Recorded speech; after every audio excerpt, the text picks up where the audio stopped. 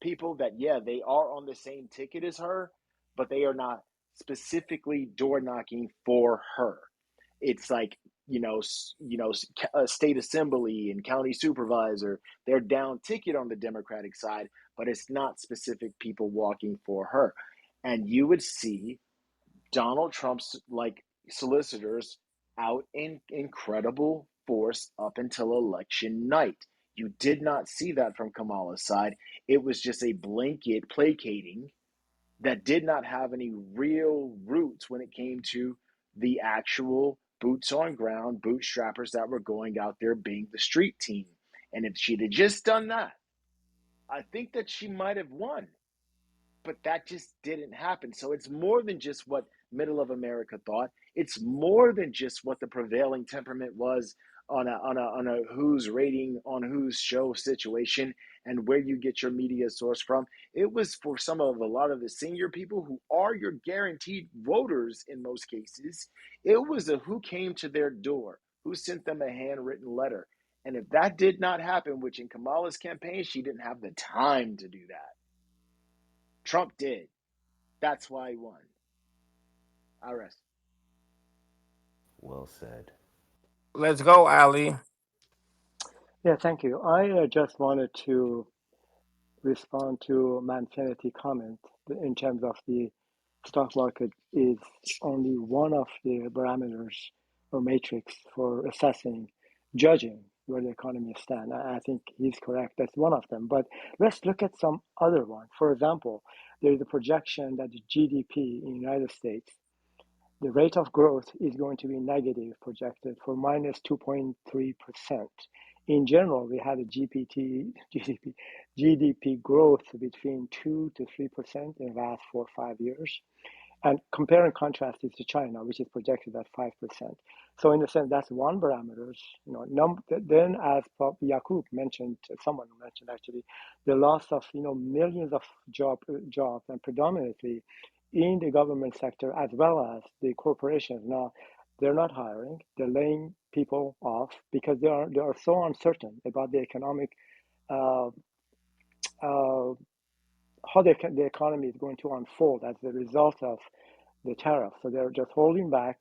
And also people, they're not spending any money. They're concerned about how the inflation is going to fold out. And so people are not spending. When people do not spend, the economy will suffer and you get yourself into a recession situation. Also although this is not an economic crisis, but somehow indirectly, by extension, it could be. When there is a constitutional crisis in a given country, in general, people will not invest in the countries. And I can say this, from experience that when you trying to invest in other countries, you look at the stability of the legal system in terms of respecting the contractual uh, uh, the contracts, domains of agreements between businesses. If that is not in place, then you are very hesitant to invest and you risk investment in that country at much higher risk in comparison with other countries which they have good good legal system which protect the contract that you're going to have. So in a sense, the having a constitutional crisis will give the signal that this country perhaps it is not as trustworthy in terms of this the legal system. And the last one I wanted to say, this also results in the global trust in the robustness and consistency of the American economy. I talked about this actually an hour ago. I don't need to say anything more about it. So these are other matrix, Manfinity that we have to look at. And certainly we are seeing the emergence of all of these indicators going in the opposite direction, in the direction that we do not want them to go. That's all I wanted to say. Thank you. All right, floor is open. Keep people. Hey, Trump, May I Trump go didn't after win. Listen, Justin? yo, Go No, Trump, ahead. yo, understand something, yeah, right? go ahead. All right. Trump didn't win. The Democrats lost, right? So here's my thing, right? Kamala, first of all, Kamala got thrown into a bad position. Hey, And hold on. And Justin, real quick, y'all. The title is Trump ruining the world. right, So right. we don't need to hang on too much of what Kamala or anybody else did. But go I ahead. get you. I'll let you make your point. There, you already going. Go ahead. I got you. So I was just trying to piggyback off of what they already said, but so she got thrown into a bad position, and in my opinion, she lost as soon as she chose Tim Wells. I think she should have chose somebody from a swing state like Pennsylvania or Arizona. But that's all I really wanted to come back to what was said earlier about, you know, how she lost and why she lost. That's all I really wanted to chime in about right for at the moment. And can I follow up Yeah. with that real quick? Go Go ahead, ahead. man. Go Yeah, ahead. Hold yeah, you on. can call me Jen. It's okay, thanks. I Yo, have, yeah. I'm sorry. yeah, I have a friend that worked for Kamala's campaign, meaning like he was on Zoom calls, like he was in the campaign. We knew before, and we were telling people before. I voted, but I knew that my vote didn't mean anything because we knew that it was already bought, it was already taken care of. I mean, you can go back and you can look at the things that Trump said that this is going to be the easiest election. It was bought. I mean, it's just like what happened in Pennsylvania. I mean, it's So I'm gonna wrap it up. I agree with everything that I believe, what was his name? I just see most. I don't know what your name is. I'm sorry, but said, and I mean, it's that simple. So when Chat brought up earlier, hi Chat, um, you Hey, know, Dr. Jen. hey Hey, Corey. sweetheart, I just came back because it's a new account. Miss your Um, face. yes, miss you too. Um, so yeah, anyway, I tried to get back on Chatter, but it's not working for some reason. But anyway, that's all I wanted to say. I mean, we've known this is this was about election rigged, the whole deal from jump, and now we're just trying to get him impeached. We'll see where that goes. But thanks for letting me talk. That's all I have to say. Yeah, no problem. Yep. Everybody's going to speak if you want. Go ahead, Yeah, I'll be Yakuba. brief out of respect for other folks. Yes, I wanted to respond to what Manfinity said about unorthodox moves. I agree to a certain extent, right? I mean, I think it is good for people to try new things, to be creative. And sometimes it's good to throw your friends and allies off a bit, you know. But I think, regardless of whether your strategy or opening or gambit, whatever, is unorthodox, one thing that can't be pushed aside is accountability, is looking to see if the strategy is working, right? So I wasn't going to use a chess analogy, but I'll just use let's say, a commerce analogy. Cool. I'm going to do something unorthodox. I'm going to open a candy store where all the jelly beans taste like earwax, right? Cool. What? Unorthodox. Yeah, I'm about to throw up. You lost me with that one, brother. That's from Harry Potter. That's from the first Harry Potter movie. At the end, when Dumbledore says earwax candy. But great movie, by the way. But in any event, I'm gonna open up a store. All the candy is gonna be jelly beans. They're all gonna taste like earwax, right? Or maybe hair. Who knows? Cool. It's unorthodox. All right. Are the customers coming back? Are the sales high? Are people opening up my emails when I talk about the latest candy I have? This one tastes like toe fungus. Whatever. They're going to be things that I'm going to look at to see if the business is doing well, right? And you know that's whether I'm opening a really good chicken shack or whether I'm opening my earwax jelly bean store, right? And so to Ali's point, and I think a point that I made earlier is if we say that Trump's strategy is unorthodox, great, but then we got to look at the KPIs to see if that unorthodox strategy is working.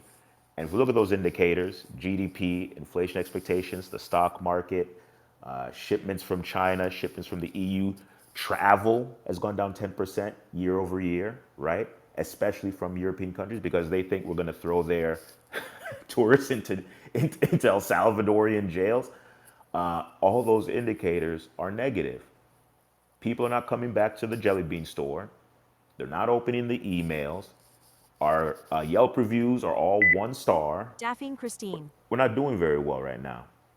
So yeah, But the that's it. problem, Right. Yakubu, the problem with that analysis is that it's taking a theoretical lens to someone who doesn't operate in the It's not theoretical theoretical. box. These are So actual. you take you're using what I'm saying is you're using the KPIs, key performance indicators, to draw conclusions. And I would say use the key performance indicators to observe and see what's happening. But this has to play out over a course of time. So the conclusions that we're drawing, anyone, whether someone concludes that he's doing a great job or if someone concludes that he's doing a terrible job, all of it's premature. This has to play out over the course of months and even years potentially. And what I'm saying is it's fine to criticize him in the moment because yeah, it's we're throttling. So you're right to observe the throttle, you're right to comment on the throttle, but you're wrong to draw any conclusions. It's fine to say, "Well, man, this looks a little rough." I agree with you, but he's taking a political risk. He's using all of the political currency that he has amassed since he came on the political scene in 2015, and he's putting it on the line. He's willing to put his political career, his legacy, everything on the line because this is the fight that he wants. He wants to course correct America being taken advantage of in the world of trade. This has been his pet issue since 1980s. I'm surprised he didn't take it as head on as he in his first presidency. But now he's got the room and the space and the strategy to put forth his vision and implement in the face of the rancid criticism that he gets every move he makes, every little bit of turbulence. Oh my God, we're gonna die. Okay, you've got people have got to take a chill pill, sit back and enjoy the show. Thank you, Jesus. Can I Well, hold on, hold respond? on, hold Hold on. on. I Can just I want, hold respond? on, real quick, Thomas. Let me. I just want to say one thing real quick because you say sit back and enjoy your soul, but that young brother, the Mexican that got sent to El Salvador because they claimed that he was MS-13. I don't think he's enjoying anything right now with no due process, and he's just stuck in a foreign country, and off of made up lies. And your guy who you vouching for is sitting there because he see a couple finger tattoos, assuming this means it's MS-13 the gang. And So they're if not he let. has MS-13 on his Let him knuckles, does land. that No, Let he him mean no land, he Infinity. no he Let him land, doesn't. Infinity. No, he doesn't have that on his hand, but he's assuming that these are gang tattoos. But they sent him down there with no due process. A certain Democrat, I don't know if he's a governor or what, I forgot the guy's name, went to go try to see him, Van and Hollen? nobody would allow him in. And they said Senator Minnesota, thank you to Maryland, whoever's saying Senator. that. Thank you. But they tried to get in there, and he said the only way they will be allowed to see him is if they bring the U.S. embassy in to make that happen. So when I'm looking at this and I'm placing judgment, he's doing a terrible. In my opinion, he's doing a terrible job. But I Go would ahead. urge you Go. not to take. I would urge you not to take the anecdote of what's going on with Mr. Yeah, Abrego Garcia. First off, what's happening to him is extremely controversial because of what the lower court decided. The fact that past court said that he was associated with MS-13, but then the other side says it's based on double hearsay, and then this side is saying no, no, no, he's here illegally. But then this side he's saying just no, a he. regular Right. American. But He was. no, he's not. First off, he's not an American. Excuse me. He is not an American. He is not a Oh God. citizen. He is illegal. He is legally a resident in this country, but he was not in good terms. He was had to He check in with excuse me, he had to check in with DHS each year because he was not a legal citizen. He was trying to get that, but Facts. in after he jumped into the country illegally, he had run-ins with the law. Not only domestically with his he had one wife, run in. not only no, excuse me, not only with his wife, who claimed all kinds of horrible things that he did to her in terms of keeping her kidnapped and locking her up and Oh God. bruising her and all these other things. We could put that to the side because those are just allegations that she took back later. She could be lying, even though the left likes to believe all But women. In this isn't he case, still excuse due me, due I'm process not though, saying he don't get. Infinity? What I'm saying is the Trump administration is saying because they believe they concluded he's part of MS-13, which I know you dispute, and they already made the claim that MS-13 is now a domestic terrorist organization. So in their mind, in the mind of the administration, if he's associated with the domestic terrorist organization, all that bullshit, all the court saying, oh, well, you can't deport him to El Salvador, all of that was superseded by this domestic Is terrorist he not due association. due No, process? the He is due due the process. only And reason why I wouldn't courts done. the only reason why courts pushed back was because of due process. To Quentin's point, that's it. Like no one said Thank that you. he couldn't use what the Aliens Enemies Act, I believe. No one said he couldn't. But what was left out of this process was due process. And the thing that Trump keeps doing is he like just makes decisions. Somebody's off. He makes decisions, and then whatever those repercussions are, he doesn't care, because those repercussions and consequences always falls on everyone else but him. If he does anything wrong, heaven forbid, then you have MAGA that will translate, will literally excuse every decision that he makes, even though at times they are the ones affected by it. So, the whole thing about the gentleman, no, he wasn't a U.S. citizen, but he is still owed due process. Is Yeah, America great or isn't it? Is America different than is democracy different than autocracy? Absolutely.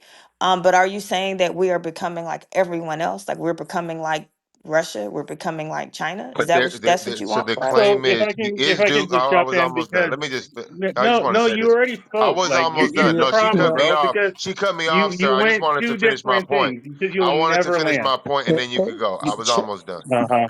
She cut You're me never off, almost please. done. So what I'm saying is Abrego Garcia is due process. The due process is yes, they made an administrative error by sending him without going to the court to clarify that first. They've admitted that. But the lower court said they have to both effectuate and facilitate his return. And the district court had no business doing that, which is what the Supreme Court said. The Supreme Court said, no, no, no. They should facilitate his return since they made the mistake. But what do you mean by effectuate?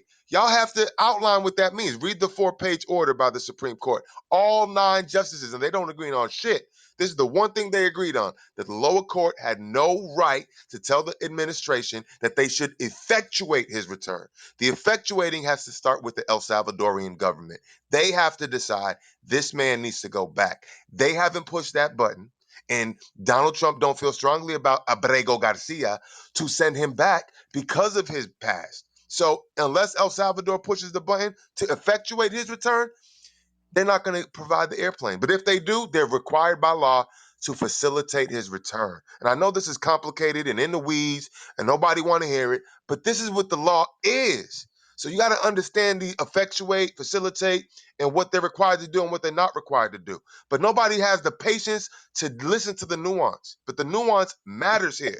So all I'm Okay. So trying to tell you thank is you that for the Abrego lecture. Garcia Can we deserves can due we diligence and he can we got the due respond now? diligence. Thank you, Yeah. Jesus. All Yeah. So right, Can we? go. Quentin, can Here's you Go. please put Hold me on, in Allie. queue? real Hold on, quick. Allie. Go ahead, Thomas. Yeah, Okay, put me in because the queue. the thing is, we're throwing around the slander that he's also MS-13 terrorist, right? Let's be very clear here that that is fruit of the poisonous tree, since we like legal terms so fucking much, right? Because the officer that came that stated that he was MS-13 literally got caught with a prostitute falsifying information for a plethora of other cases. That's fucking weird that didn't come out of Manfinity's fucking mouth when he was trying to describe the case and everything else. Second, when you say the word legal citizen, everything after that was bullshit. Hard stop. That means you have a legal you have a legal precedence that gives this man at least some kind of a minimal rights that he needs to go ahead and go through. The Trump administration did not do that. They fucking shot him out faster than you can fucking out of a club, bro. So it's one of those evidence like, no, you want to push a narrative that we can just say any Hispanic male that has, and I quote, this is what they said, he had a Chicago Bulls fucking jersey. So if you have, and then it's like, and it's only a slippery slope before they get to us, by the way. Because if you don't think that shit's not going to happen to us, they've been doing that to us for years. Then also on top of that, because MS-13 is a terrorist thing, they can lock you up and they can ship you the fuck on. That's the problem. So you can keep all your legal words to your fucking self because it sounds cute when you record it and play it back and you jerk off to this. But right now, what's going on is we're watching an administration pick up people, label them, send them to Guantanamo Bay, and then from there ship them to El Salvador, where we're paying the president, by the way, which was already something that was already disclosed on a fucking hot mic. So I don't know why you coming off mic all of a sudden for Because that I'm shit. trying. That's not That the truth they of can the do that matter with of fact. American citizens. I don't, no, your facts are trash. That's the That's problem. not the Yo, truth but of the Okay, matter So of you real must be fact. Yo, quick, looking at yo, let the bullshit. man finish, so y'all. can I go? All right. Hold on one So second. Y'all chill until he's done. Most dangerous. Well, okay, they gonna show you Don't better. worry, I'll put him to the goo. Yeah, I see. I said, yeah, she gonna talk. She ain't talking to y'all. That's me trying to give y'all a Yeah, fair chance. I'm not talking. Thomas, Put me in right? the I got queue, will you. you? Yeah, I got you, King. I was trying to make sure No, this Thomas is landed his Ali. plane first before y'all step over him. I know. Go ahead, Thomas. Are no, you done? yeah, that's all I'm Yeah. saying is like it's a lot more going on to than just oh they're MS-13 and they're criminals and all the rest of the stuff. What we have is now we have presidents that an administration can then go ahead and label anybody as MS-13 because they have a jersey because of all of these tattoos when it isn't even self-evident, and that's the problem. I'll land there. Thank you. Facts. Go ahead, Arlene. Yeah, thank you. Manfinity, you'll be surprised that how many people are aware of the nuances with this case because it is an important one. Certainly I am, and I just make an assumption that most people on the stage understand this. So thank you for the lecture, but we are aware of the subtleties of about this case. That's number one. And number two, we have to recognize that when you are in this country, whether you are a citizen, you have a green card, you are here on a tourist visa, you are here on a work visa, any kind of permission by the government for you to be in this country, you are under the protection of the Constitution of the United States, with two exceptions. You cannot vote, and you cannot write. Uh, um, uh, uh, what is it called? Anyway, I'm losing my track. You cannot run for an office. That's what I wanted to say. Those are the two things that is not being afforded to you. So that's kind of so anybody under the status that I just mentioned, even illegal immigrants, in a sense, one could say they are under the protection of the United States. So the point that people are making here, and I think is for some reason you have difficulty understanding this. Here's the problem: if you deny one person their constitutional rights, and I don't care if the guy is a murderer, is MS-13 gang, whatever the case might be, if you deny one person's their constitutional rights, that is a threat to the constitutional rights of everyone who lives in the United States. That is the larger point that people are trying to make, irrelevant the specifics of the Garcia's situation. That is the problem. So we have a case in here that the president is not does not comply. Well, let me just back up a little bit. So anyway, that is a constitutional crisis, and then you're trying to make a case uh, for this guy in terms of that he should have been deported. He is deported. That is not the issue. The issue is the due process, which is fundamentally a right of anybody in this country. For example, let me see, what is your name? Yeah, Manfinity. If you travel, Manfinity, to if you, yeah, manfinity and beyond. Manfinity, I got it, thank you. So if you travel to other countries, like let's say France, United Kingdom, Germany, as a tourist, don't you expect if somebody commits a crime against you, if somebody do you some harm, don't you expect that you're protected by the law enforcement, by the rights that you have in that country as a tourist?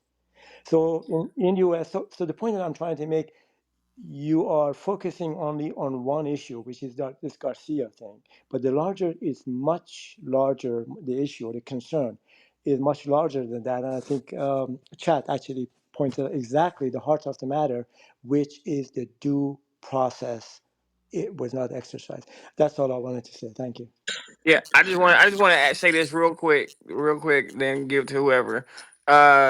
And also imagine how these other countries are gonna feel if their citizens go on vacation to America and they get locked up, or they was in a gang from their country, but they still haven't broken no laws, but they end up getting locked up or whatever and sent down to El Salvador, and Trump or and who in the party are saying we can't do nothing for you, your citizen is down there.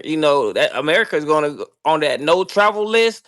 They're going to be going up for that if Americans start deporting, even citizens that's tourists here and just letting them get locked up because they have no due process. They just saying you're a member of a gang, whatever it is, and now your ass in El Salvador and Trump don't want to go and get you back, and you gotta go try to fight him, get him yourself. Like, yeah. Well, let's well So back to let's the towards. Hold on, real quick, brother. So back towards the title of the company. When we ask, they say, is Trump ruining the world? Hell yeah, because if tourists lowers down, that's a major impact to the economy, and there's businesses and people in certain areas that literally depend on tourists to come through and spend money, and without that, because they're afraid that they go to jail for being drunk somewhere, and it comes up that they might be affiliated with the some type of gang or organization, or you just they just discriminate against you. That can be all bad too as well. But go ahead, most dangerous. I hope you don't believe what Well, you just said, I man. was just gonna comment of like, okay, let's take El Salvador for a moment, right? They went from being one of the most dangerous vacation tourist spots to now one of the most safest, right?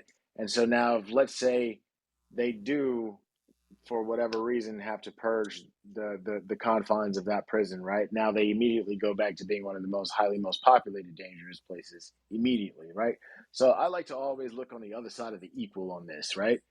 And in this regard, it's a let's separate that. And then you got this comment about Trump saying that he wouldn't be necessarily opposed, which would be against the Constitution, albeit that to send a U.S. citizen to the same prison. Like that's a problem.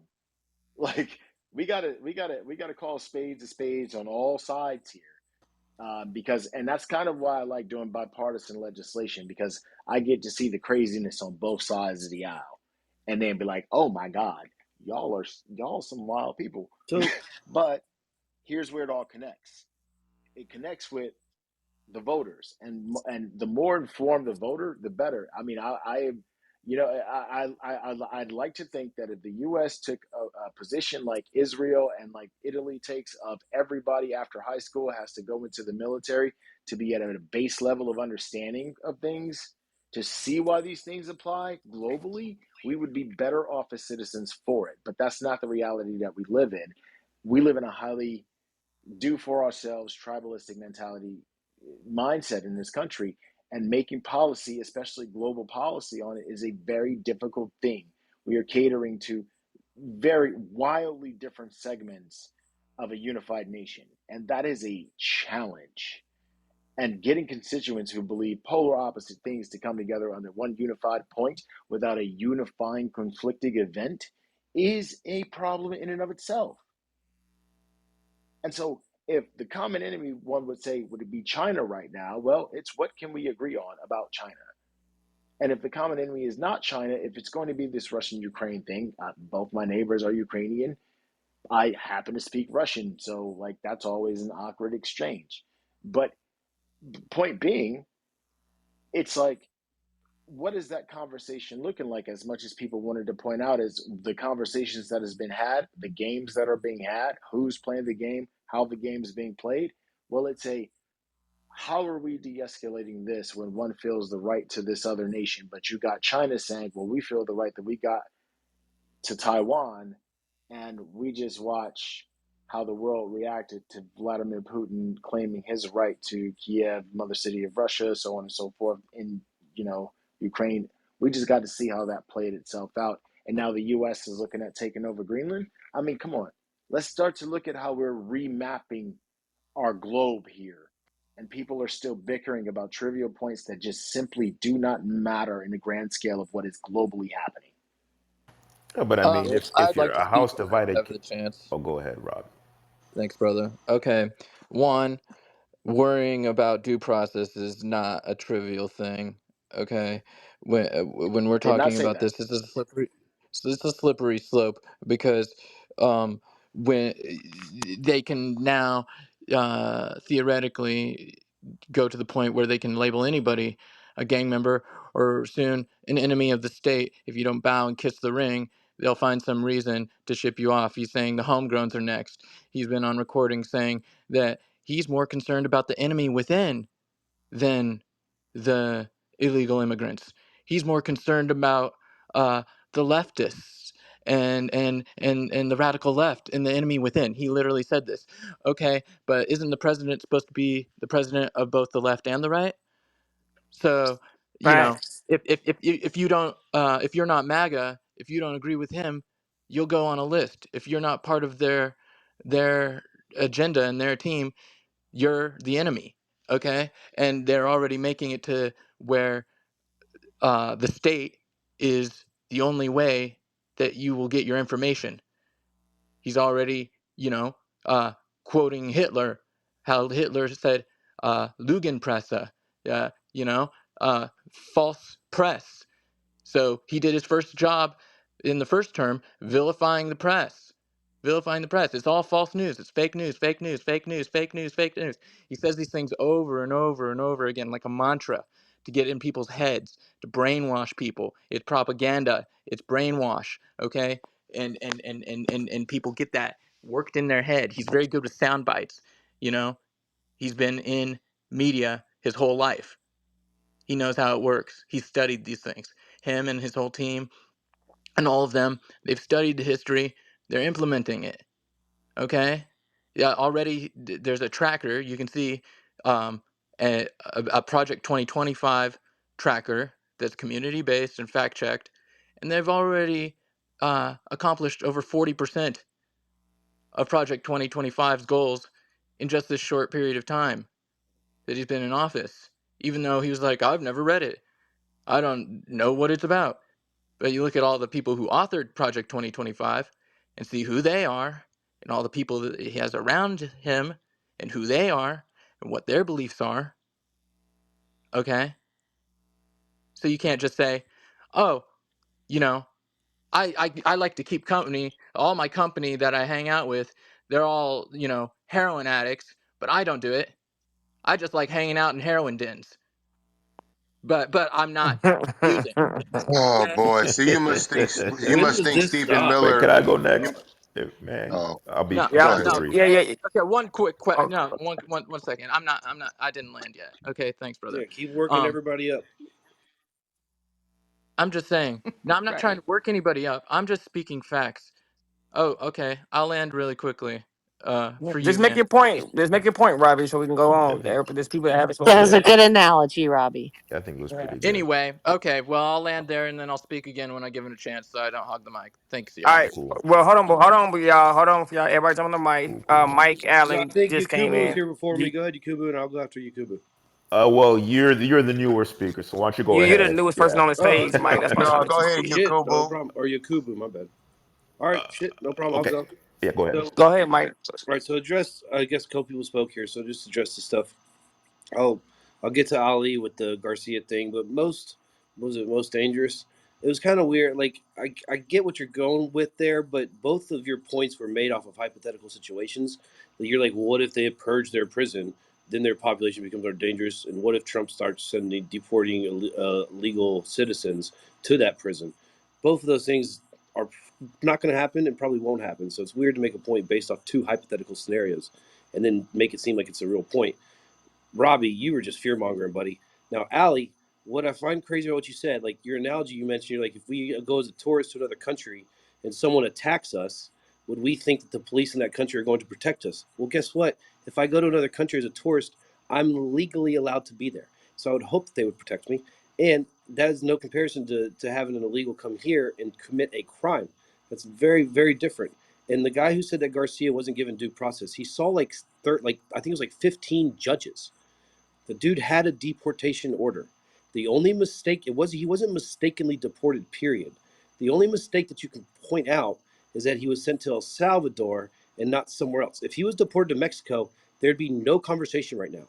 They sent him to El Salvador, and remember, the reason he said he can't go to El Salvador is because of retaliation from rival gangs. Well, guess who the fuck has to deal with retaliation from rival gangs? Fucking gang members. So I don't even know what we're talking about here. So and the dude had a deportation order, but they shouldn't have sent him to there. They could have sent him anywhere else. And you guys want to go bring him back? He's just going to get deported to some other place. It's not like he gets to come back and go back to live in Maryland. This is crazy. I don't Well, understand this. This is very wild that y'all are willing to die on a hill where you want to go and bring back an illegal immigrant who has had a restraining order put on him by his wife, has domestic violence charges, and then human trafficking charge. Now the human trafficking charges sounds bad, but it's really making people go get work. He's like Mike, driving it has people to nothing like to work. do with the Brego Garcia. It's the So due process. It's the yeah, rule of yeah. were you done, Mike? Oh well, I think man Finney was being sarcastic to make. Go ahead. But I Yeah. get, but he Um. has had due process. He's seen judges. So this the thing. He is not number one. Number two, the Trump administration admitted to making a mistake. Yeah, They the said it. mistake was sending him to So El you can't Salvador. say, but you said they No, didn't, no, and they admitted to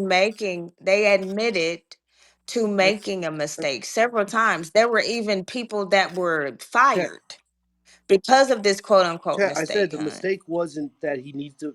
Okay, the mistake is this was happening. They're like, oh, mistakenly deported, mistakenly deported. The only mistake you can point to is that he was sent to El Salvador when he wasn't really supposed to be sent there. He was allowed to be deported. They could have sent him anywhere else in the world. They sent him to El Salvador, which I guess in the deportation order said he can't go back there. But again, even if you think about that, the reason he didn't want to go back there is because he was scared of retaliation from another gang. So, duh, he means he's a gang member. But either way, they could have deported him to any place. They could have deported him to Honduras. They could deport him to Mexico. They could deport him wherever they want. The mistake is not that he was just deported, period. The mistake is that he was sent to El Salvador. That's the mistake. The So let me ruling, the just judge said, because Um, again, you say he didn't let see judges. The literal judge ruling was that he can't be sent to El Salvador. So he definitely I saw a thought judge. that, but okay. Let me. go ahead, Yeah, Ali. Jakub, go ahead. Go ahead. I'll go after you. Go ahead. Okay, I'll try to be as brief as possible.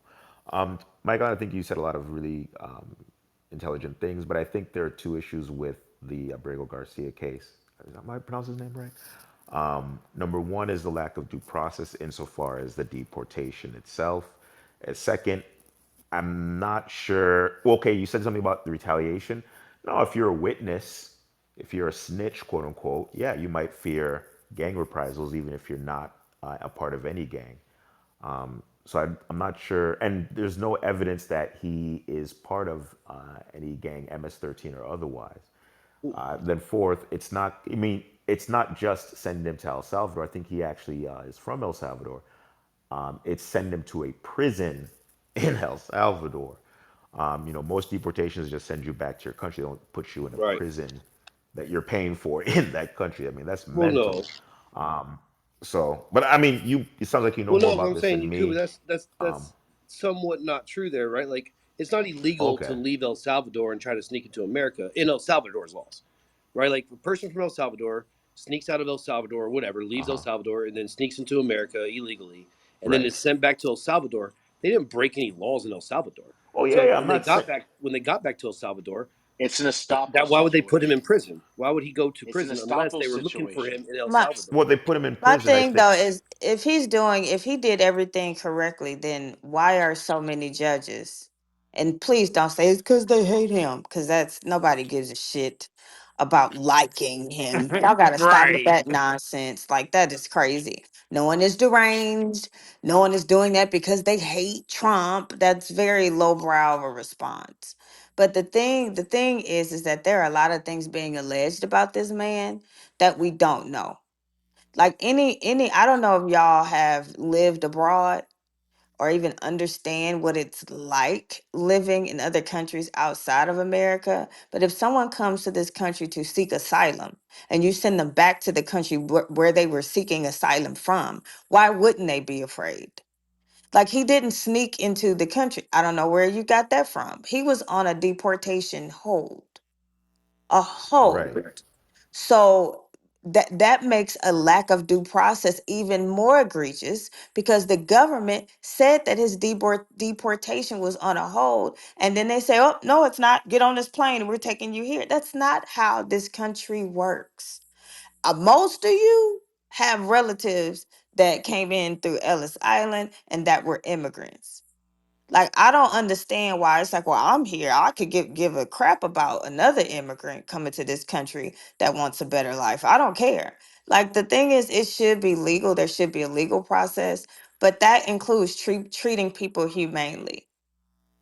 Yeah, Chat, not you're put, right. not throwing him Yeah, into let me. prison. It's a Hey, stoppable can I issue. make a But That's comment? legally what I it is. wasn't It's finished with Yeah, my it's earlier yeah, legally yeah. comment. Hold stoppable. on, one mic, y'all. We can't hear all of y'all, and I just heard Vi. He hasn't Who spoke was Okay, it yet. on, yeah, Q? Oh, yes. I don't think I was finished with my earlier comment, Oh, who but was in? Put I want to still move got to me in Vi. the That's you, queue, fine. will but you? go ahead. You, Jacob, or Thanks. Yeah, cool. most Yeah, dangerous. Yeah, go. I'm yeah, sorry. No, it's on yeah. Go Yacht. ahead. Go ahead, Yacht. Who's on? Who's? Can we Yeah, Yeah, that's just? what I No, you said. said Oh, most yacht. I'm dangerous sorry. too. They were confused. But go ahead, Yacht. yeah. I'll Oh, be okay. next. Yeah, in response to something that Mo said earlier, as far as what do you call it, partisanship or division, da da da. I'm not sure division or partisanship is always a bad thing, especially if, you know, one group of people is right on the facts and the group isn't. If one group of people is saying 1 + 1 = 2, the other one says 1 + 1 = 5, it's not a good thing if we say 1 + 1 = 5, right? And they're just certain facts that the left and the right disagree on. From what I've seen, most of the facts are things that the right is in denial about. But either way, it's not good for people to agree on things that aren't true. The best outcome is that people agree on things that are true. Second best outcome is that people disagree. That, and then the worst part is when we all agree on things that are just not true. The next thing about China, I'm not sure if vilifying China is a solution to our problems because China is not the cause of the division in the U.S., right? China is not the cause of riots in the United States. China is not the cause of homelessness in the U.S. China is not the cause of, all the gender debates and anger and all this crap that we see online and otherwise. So if China is not the one that created these problems, why would we think that China is China's responsibility to solve them, or that focusing on China as a distraction from our own problems is going to make things better? We have problems we need to take care of here at home, and it's just best to figure out and agree on how to solve them than to create an external enemy, in my POV.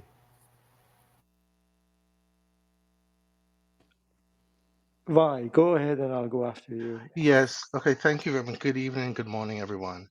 One going back to the topic at hand, the impact of Trump globally. I know we know that prior to Trump, in Europe there has been a protectionism wave in terms of coming up from the people, and you've had even more conservative parties, even though they have lost. They have the people are pushing up because the center or the more left policies, economic policies, political policies have not really helped, and that's a whole separate discussion. But what we look at when I think about how Trump impact is happening, I look at two components: the global north and the global south. And even from the base with just what Trump is doing with the tariffs, you're seeing that countries that were not necessarily partners forming alliances. You see China now really moving forward with its integration into Africa and some of the South America as well. And so, even though I think someone's mentioned that China is not the problem, I agree. When you look at who holds the most of the debt, the $37 trillion, Luxembourg, China, Cayman Islands, to name a few. And so, there are still people who are benefiting from the downfall, if you will. They have a they have a down position, if you will, for America's demise, and they're winning that financially through the markets, through other global regimes, through other European markets as well as Asian markets. And one of the things I'm seeing now is when you look at Vietnam, is partnering with China and they're creating these new partnerships, both in with you have also with Canada, Australia. These cross trading partnerships are spurring up. So yes, I think someone says there is whatever Trump's strategy or lack thereof is. I too agree that the old way wasn't work. I agree that some things that he's doing he should be done in a more structured and negotiating manner. and but we know that he's just going to do what he's going to do. But you also have to look at also I look at also the people that's surrounding him. We see the one layer, but what's the other component of the of this policies that's being put upon the people? And we say yes, 80 something odd million people voted for him, won the electoral college.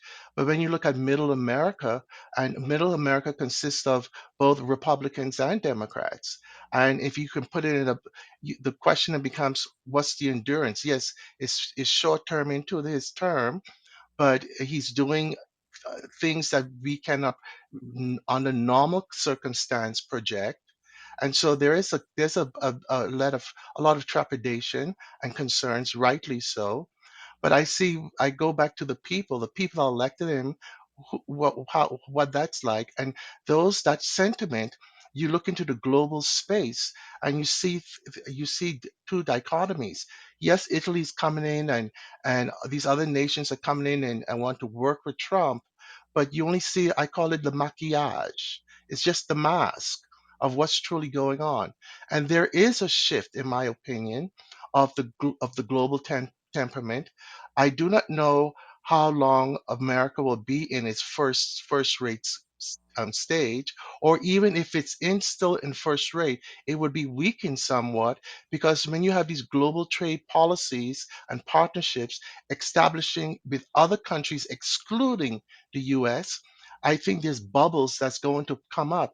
I have no projection of what they will look like, but I do know that a year from now, we will see some significant change in the global space. And I'm not sure that the global south will be much embracing of America or Western political ideals. That's all I want to share. You got a lot of good points right there. Something Okay. that stood out to me is basically it brings up in my mind the one, okay, if the countries were different friend groups or part of the same friend group, and then like decided somebody decided to complain about what everybody else is doing to them, that pushes everybody else to be closer together. I know I'm a girl and I am girl splaining this, but like basically, y'all are doing all this mad stuff to me, and I'm just so mad. Nobody wants to be around the mad person. I know I'm saying what I'm saying makes sense maybe to some people, but what I'm getting at is that you can't keep on sitting up here complaining about what everybody else is doing with you and want to raise the prices of what you think you're doing for other people and not have a plan in place for your own self, and then just causing other people to come closer together without you, and allowing those folks to make decisions without you being or having any kind of input. And that's what I feel like Trump is doing, is complaining about what all these other countries have done, and then leaving us at a disadvantage when we're already dependent upon these countries for things that we need. And it, yeah, okay, But that's all he's I got to say. resetting the Don't, table. but hold on one second. Don't look at the chat, baby, when you speak. Second of all, you don't have to give a caveat or give a disclaimer about Right. your point because you're a woman. You don't have to do that. Step Say on it these with your motherfuckers' chest. neck. Yeah, right. Yeah, It's a say step it on with these your chest. You necks. don't gotta give a disclaimer for these Mhm. geniuses in here, baby. Stand on what you believe in. Yeah, well, I mean, I really do feel like it's a catty situation when it comes to Trump sitting up here trying to say that this person or this um set of countries is doing wrong against us. Okay, yeah, but how many of those countries do we actually owe? They're a lot older than we are. We're for, I mean, not even, are we? Okay, because 250. of We Christopher are a young Columbus, country, we're absolutely. 400 years old of the European world knowing about the Americas being here. Okay, but the United States itself, 1776. We're not 400 years old as a country. And but we're sitting up here trying to talk about how all these other countries are doing us so wrong. But leading up to where we're at right now, most of those countries have inputted into us being where we are right now, and we probably owe them. I don't know how much we owe each individual company. I mean, I keep on wanting to call them companies, but countries. But We what I'm follow. saying is, you can't keep on saying like how mad we should be at them if we don't necessarily, first off, from the top, don't know the history of our situations with them, and maybe he does. But if he does know the situation with these other countries, then Who you speaking about? why Trump would you want to does? put your, yeah, I'm saying Trump. No, no, he don't know I don't shit. know if he does or doesn't, but I'm giving him credit enough to say like maybe he does know something over there when it comes to the history with all these different countries that we may or may not owe. And anyways, but what I'm saying is that why would you want to interject yourself in such a way? I know this is his second time around as being a president and everything, but the way that he's going about looks really desperate. Like, y'all don't want to be my friend. Y'all keep on hating on me. Y'all always got something going on against me. Like, it just seems very catty how he's acting. And um and then he keeps on going back and forth on his decisions, which also makes us feel like, some of Like, us, whether we ain't standing on what like we say. right. I'm with you. I I got you. feel Like, you. yeah, I'm with you. So these men are acting like a bunch of women. They just being catty. Just Yeah. catty patties out here. I get it. Well, like so, I think when I see this title though, I think of nationalism versus globalism. And I think if I'm being fair, globalism, I think to me, I think there should be an ebb and flow between globalism and nationalism, right? I think there's a moment that we have to focus on ourselves and rebuild or build better, right? Build back better, as Biden says.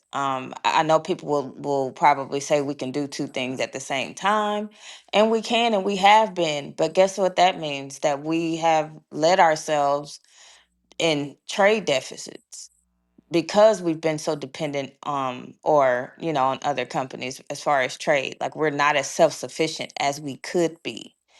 And Right. I think like that makes us less competitive because we're outsourcing, companies and industries that can actually make us stronger where people can actually get this from us, but we would rather send it overseas because the labor is cheaper. I played a video yesterday. I think I'm gonna play it again. But what do y'all think about nationalism versus globalism?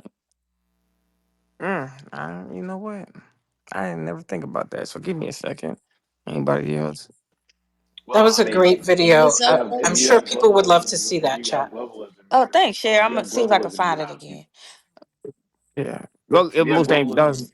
Go ahead, brother. if you have globalism, you have more free trade. And again, so like China, like that was kind of my point earlier about who's shoring up what. COVID taught us, a lot of our respirators depended on, again, parts manufactured in China that we can't manufacture here. And then, look at like Tesla right now. Even though his stock is going down because of Elon's current, socialite political aspirations, right? Has Mm. almost nothing to do with Tesla as a company. It's the social perception. So we are rapidly coming into an era where your social life actually matters now based on public opinion as to how much money you'll make. Uh, I mean, we're seeing this in real time. It's a Black Mirror episode if you ever get a chance to watch that whole series. It was very fascinating. That's my Now show. everybody shouts that But show out. That's so you crazy. get where I'm going with this. Like we're rapidly Yeah. coming Or into that or the that. handman's tale. Mhm. Yeah, we're Go ahead. rapidly coming into that event horizon, but it's again, it's a matter of how much of us are paying attention to it. And if you're paying attention to it for real, in real time as it's happening, then you're seeing the evolution of it. It's like we are not. Keep in mind, we're not too far removed from when Bill Clinton, who's still living, said, "Good luck with that internet thing." Okay, Oh, that's a fact. and now we're in the AI situation, and you got the same political party saying, "Hey, good luck." But see, they can't afford to say good luck with the AI thing when you got so many government systems now dependent on AI and rapid AI because it's being weaponized, right? So now that means you got to get on the ball and learn. But this is the wild, wild west right now. That's why there's no regulation on Bitcoin. Because how can you Uh regulate the oh. wild, wild west right now? 'Cause they can't You keep up, can't. right? That You shit bring can't. every time you I'm think your you got something Huckleberry. on it, I'm advance. your Huckleberry. You can't regulate the fastest gun moving right now. And Right. right now, the fastest gun moving is I will buy companies in cryptocurrency because that is something that is an agreed upon currency based on those of us who have it. And you can only buy structurally in our contract a company with this money that only we control. Come on, man. Look, let me stop preaching to the Hmm. choir. Well, no, I don't. Have y'all seen G20? You talking Not yet. about Don't the ruin it big for me. meeting? Well, I'm not, but Bitcoin is a major component in it, and it's definitely worth a watch because what happened, how they used it, was to me very interesting and very plausible. Oh, that's a Um, documentary. You're talking no, about you no, talking about the big G20 meeting. was a The big meeting, G20. right? G. Quentin, I'm I've trying to been think. I've been stopped. I don't know what you. Let's go ahead. G20. It has Anthony Anderson and Viola Davis in it. It's good. Oh, Yeah, it's really good. so Let me play this it is video. it is a movie or a I thought you said a documentary. documentary. It's not a documentary. But no, I was just saying, isn't it? Is I said, is it a movie like documentary, or Oh you yeah, talking it's a about the movie. real I thought you G? said it was a documentary. No, Mm-mm. I was asking. No, so I didn't, cause I didn't know. I'm like, is this something I gotta like? Where do you go find to watch this at? Inform us. Is this on Netflix? I think it's on Yeah, it's a Prime. movie on Netflix, not the real G20. It's not Thank you. the real event. Who said I this to said it was me? a movie like three I times. know, but she got it. I'm This just is saying, it's funny. painful. Let me play Now the you got video. My head it. I just tied a bow on it, chat. hurt. Own fault, and America now needs a revolution. They rob you blind and you thank them for it. That's a tragedy. That's a scam. That's why I'm saying this right now. Americans, you don't need a tariff. You need a revolution. For decades, your government and oligarchs won't ship your job to China. Not for diplomacy, not for peace, but to exploit cheap labors. And in the process, they hollow out your middle class, crush your working class, and told you to be proud while they sold your future for profit. And yes, China made money, but we used it to build roads, lift millions out of poverty, fund healthcare, raise living standard. We reinvested in our people. My family also benefits from it. What did your oligarchs do? They deploy yachts, private jets, mansions with golf course driveways. They manipulate the market, dodge tax, and pour billions into endless wars. And you get stagnant wages, crippling healthcare costs, cheap dopamine, debt, and flat wave poverty made in China while they pick your pocket. For 40 years, both China and the United States benefit from the trade, the manufacturing, but only one of us use that wealth to build. This isn't China's fault. This is yours. You let this happen. You let the oligarchs feed your lies while they made you fat, poor, and addicted. Now they blame China for mess they made. I don't think so. I don't think you need another tariff. You need to wake up. You need to take your country back. I think you need a revolution. Oh, he has a point. Oh wow, that was deep. Mhm. That was deep. So, chat. I think this guy was full of air. He has no idea what he's talking about. It's just propaganda. And by the way, Chinese are getting fat at a rate which is unimaginable. They're getting fat. Now, let me just tell you just a few things in terms of what China is doing. Is what I call the dark strategy of China. In terms of, they have a project called Belt and Road Initiative, BRI. They have a brilliant strategy in terms of building infrastructures in different countries, particularly in the Middle East, in part of the Africa, and in Pakistan and a couple other places as well too. So this is what I would say: buyers beware. A good Samaritan that appears to be a good Samaritan is really not a good Samaritan. So what they do, actually, just briefly, because I can speak to this for a long time, they Wait, wait, actually, wait, wait. What sure, about speaking what for a long time? no, I said, this is going to take a little bit. I'm just Oh going yeah, to no, keep no, it no. short. Yes, Yeah, because yeah, you're speaking to the video, correct? yeah, I'm speaking to the what you played. Yeah, you got it. Go ahead. Go ahead. On the right. Okay, so I'm going to talk about two things. One is the China's strategy in terms of their interaction with the countries, developing and underdeveloped countries. And the second point that I'm going to make is going to be about their dark strategies within the United States. So let me just maybe the shorter one would be to talk about the what they are doing in the United States. Number one, the fentanyl problem. The government of China subsidizes directly and indirectly the production of this chemical and facilitates the import of the chemical into Mexico, predominantly almost 99% of it, and to the part of Canada, very little of it. So this chemical, the drugs, people who take drugs, actually fentanyl is, is laced by fentanyl. And people actually, they take the drugs, they do not know that is being laced by fentanyl. Now, the bottom line is between 60 to 65,000 young Americans, they lose their lives to this drug. And to give you a comparison, during the entire Vietnam War, 3 years, we lost 53,000 soldiers. Another point of comparison would be the World War II, which American lost a little bit over 300,000 soldiers. So this drug, which is supported and again subsidized, help with the import of the drug to Mexico, is facilitated by a sovereign country, which in a sense, they're taking away 60,000 young American lives every single year. This is a horrific war, a proxy war. Now, of course, you may come back and say, look, well, Americans are addicted. These are addiction. The problem, the demand is in the United States.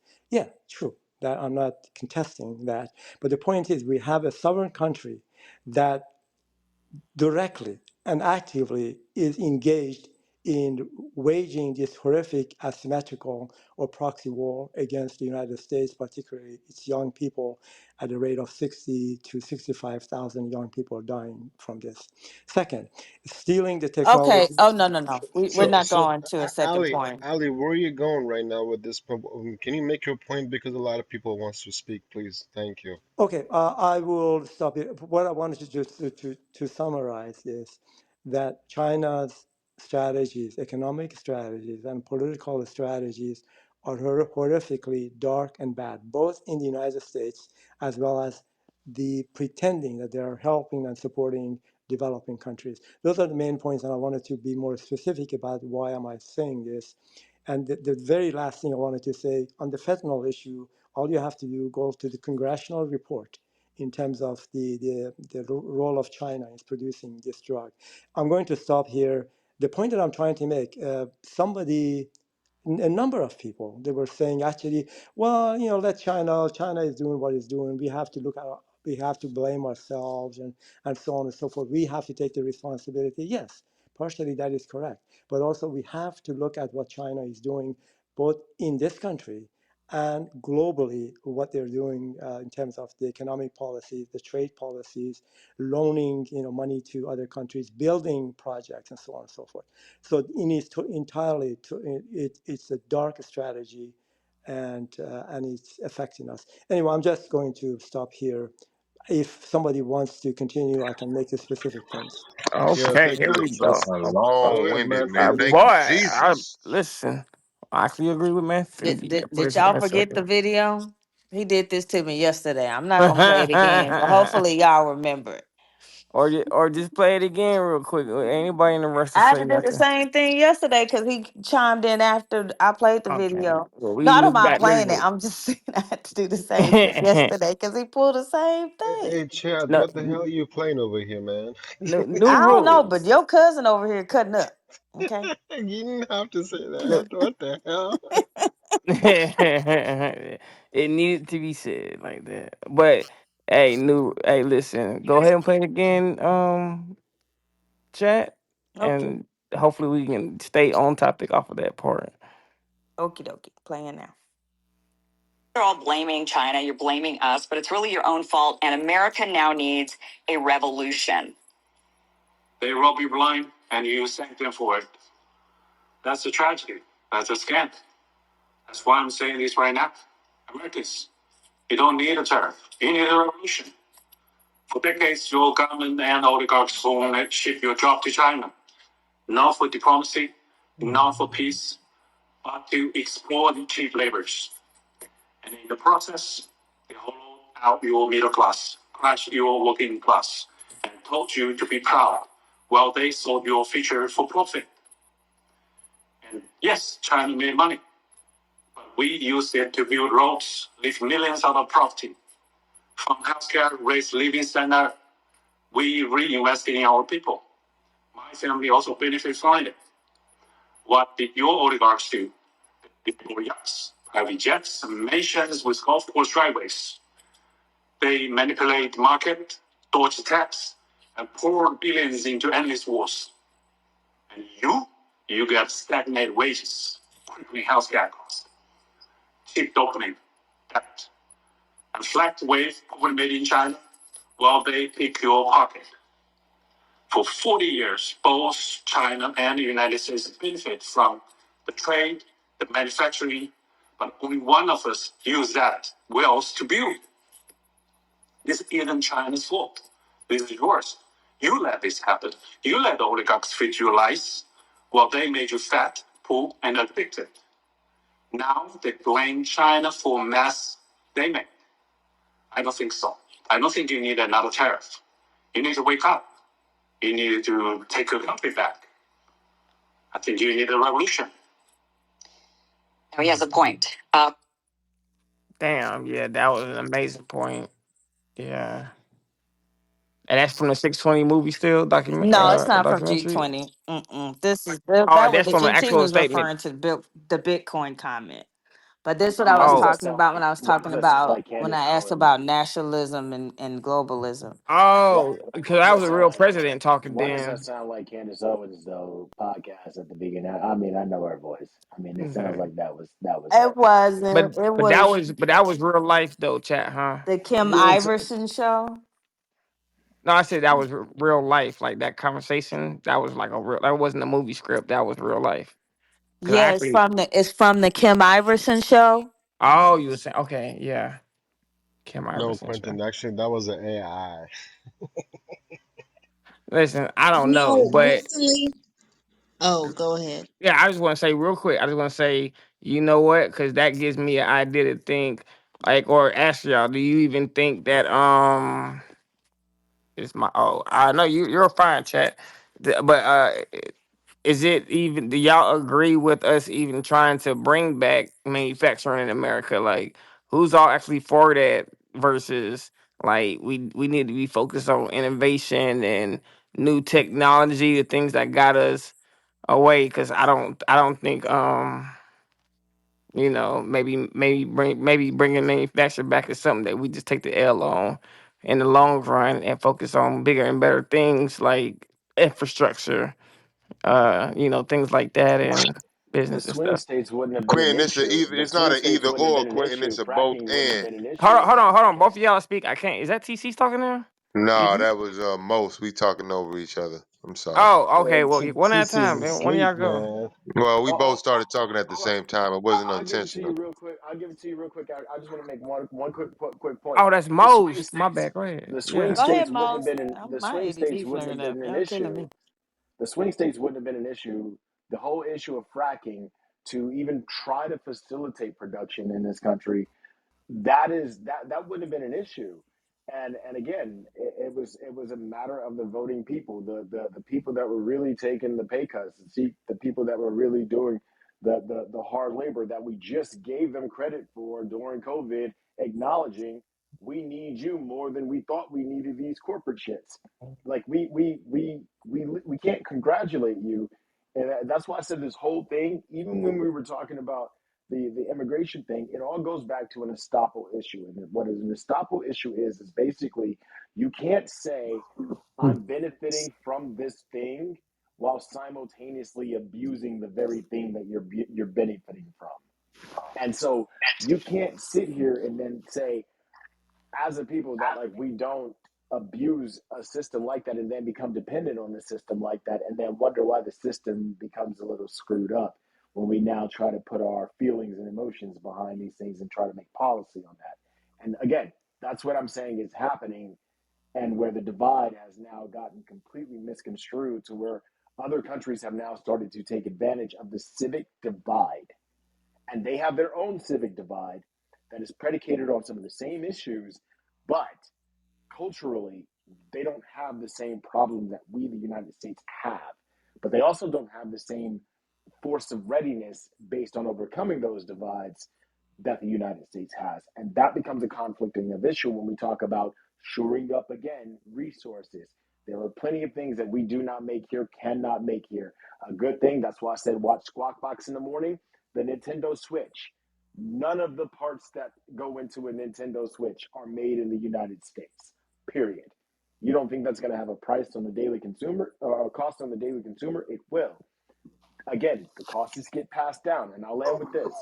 If we're acknowledging that the costs get passed down, so do the geopolitics that people don't really want to pay attention to. And when you think about when a country knows what kind of a hand they have and what cards they hold, they play them accordingly. And the failure of the United States would be to not play the game accordingly. Yeah, All right. Good. theoretically, that might Good be point, true. man. Good. I just wanted to say No, that. it ain't Good a point. good point. Stop telling them Nintendo's a it's a good Japanese point. company. It ain't no good point. Quentin, why you It's telling not them even that an They don't lie? American make any of the company. Stop. parts. Hey, yeah. Listen. Speak at one at a time, but don't jump on me. Yeah, I but just gave my opinion. but you So, can't be giving him a compliment when it ain't true, man. all right. I'm trying Listen. trying to Listen. tell you something. It's over. One of y'all two go. I don't My care bad, All what. right, man. You go ahead. thank you. I'm about to go real quick. Thank you. So the thing is, Mr. Most. So the thing is, sir, is that you're operating with a theoretical lens, and I keep repeating this. You're saying, well, it's definitely going to get passed on to the consumer. Another take might be once the rule. Remember, they're reacting to the uncertainty right now. Uncertainty leads to chaos and volatility, which is what businesses don't like. They can't operate in that. They can't operate confidently in that environment. But what I'm suggesting to you is once the dust settles and the rules of the game are laid out, the businesses who are incentivized to make a profit will adjust to the new rules. So you're making it seem like, oh, they're going to get a tariff increase. They're going to just put that at the feet of the consumer. But if it's too expensive for the consumer to buy, they're going to adjust. So what I'm trying to say is it's not as easy as I'm making it seem. I know it's a lot very complex, but I We want all you know the to markets will understand. correct. I I, said that I earlier. want you to. I can't hear you while I'm talking. Say that again. We all know the markets will correct. I said that earlier, way earlier. Right, but you just made a whole point with the You idea weren't that following the it's point. going It's to not get my passed fault. down to the consumer, and that's not a far gone conclusion or foregone conclusion. What we have to admit or You're understand is we assuming my just don't point know. and you did not hear it completely. And then you're looping things together that are simply like it's irrelevant. Like one thing was not related to the other, and you conflated things that just simply were not in one coherent conversation that I had about one topic over the other.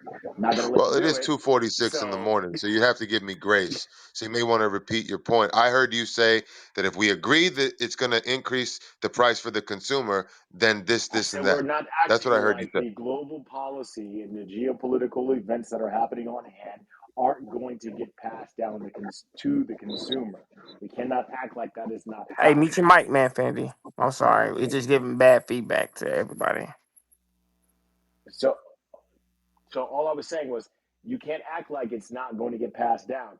As a, like again, I've had people blame raising like trying to price gouge in local small businesses. I've seen them in my community try to price gouge and blame it on the tariff before it hasn't even reached the consumer yet. And I know that, but they are already blaming it on rumor mill, and that was just manipulate the general population that were their customers. So people are already starting to try to brace themselves for this based off the rumor mill that again hasn't actually materialized. Again, we have not reached an event horizon to know definitively whether or not this is a bad thing or a good thing. It is all speculation right now because the other shoe, as I said earlier, has not been dropped. It is a passing, it is like a tennis match or volleyball match. It is you serve, response. They serve, response. That is what is happening. Until the ball hits the floor, we don't know what's going to happen yet or which side of the market we should even be on. But we don't make that decision. The I president is making it right so I now. And agree with all that. you got to do is literally position yourself and try to hedge your bets as best as everybody else in the scenario. Okay, so I agree Quick with that. So question. basically, Quick question, sir. Did you say that the tariffs have not hit consumers yet? I said I had people in my community that were passing it off as if the tariffs have hit their community and it hasn't quite impacted them severely yet based on policy changes. And I will be more specific for you based on policy changes that have just went into effect. There is no way in hell it rippled down that fast because it hasn't you're even sad. passed through You're county. sadly mistaken, sir. It hasn't been passed through county and city ordinances yet. There ain't no way in hell. Is that somebody Okay, from but TikTok? what about the I guy say that who right in the has policy. a beauty supply store and he's got products that are on the ship? As of last Monday, They are they notorious for were being unable to. overseas Not in only their was his You gotta let her resources. not finish only now, was Mark. his distributor. When I She talk, interrupted me. Fair point. now when I talk, you're not going to talk. No, but Not no, only but you interrupted me. Fair can his point. Let's not be distributor disrespectful. not afford to have taken it off the ship, but then he can't afford to take it off the ship, and he's got a mom and pop, and he needs to stack his shelves. So he needs to make sales to feed his 4 kids. But you don't give a fuck about that. And you, again, the example that you use, beauty supply chains. I mean, unless they're John Paul Jajura, who started Paul Mitchell with his co-partner and were selling out of the back of their car before Patron Spirits. Again, a lot of that material for a lot of the luxurious hair products, especially, come from overseas, which means there's an import-export value on that. So therefore, that is why your example is invalid. If we are talking about homegrown American products, they don't have the same problem as the example that you just gave. Oh, I misunderstood. I didn't know you were talking about homegrown American products because I'm talking what I I've been saying, shoring up America without independent outsourcing, which is Uh-huh. what we've been So over your dependent your on. your microphone goes a little in and out. I apologize. I didn't hear you, and I'm not coming at you in any way. I'm just, I was just kind of venting about a friend of mine whose business is a little fucked, and it absolutely has trickled down to some Americans. My bad. I didn't realize you were talking about homegrown American products because I actually produce hair products, and I know a lot about that industry. Um, yeah, I'm just going to stop right there. I'm not going to turn No it into worries. that. No worries. I'm glad we cleared it up. I have a if I could just interject just real quick if I was just humbly. Well, go It- ahead, it- jump in. because here's the problem that I have, right? Okay, so the man that orders his stuff off the boat, he has to now pay 145% goddamn tariff, right? Now, Yes, sir. is he supposed to eat that, right? Or is he going to pass that on to his consumers? Well, here's the thing. Since he's a mom and pop, a brick and mortar, he gets his items from a distributor. And the distributor is calling him crying, kind of like, dude, I can't really afford to get this off the ship. I don't know if it's going to be worth it to us. Let's put everything on ice. Let's put everything on hold. You know, and meanwhile, that trickles down to his weekly sales. Does that make sense? Well, no, it makes perfect sense because if you use basic math, it literally dictates that in a capitalistic society, if I have to take on an income, right, a slight income of buying my raw materials, that I'm going to pass that along to the consumer, right? I don't, because somewhere when we talk about like, oh, this trade war and how it's not going to affect America, somehow there's this X factor where these companies are not going to pass this on to consumer and they're just going to eat this, right? And that La La Land material, I don't get it. I really don't. It's not grass in any kind of society.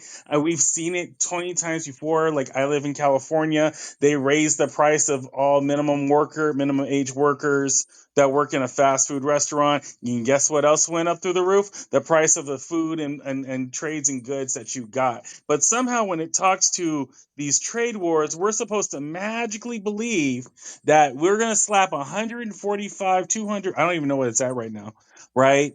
Tariff, and that these goods are then going to be bought by these American companies, and they're just going to eat that because it's just good business.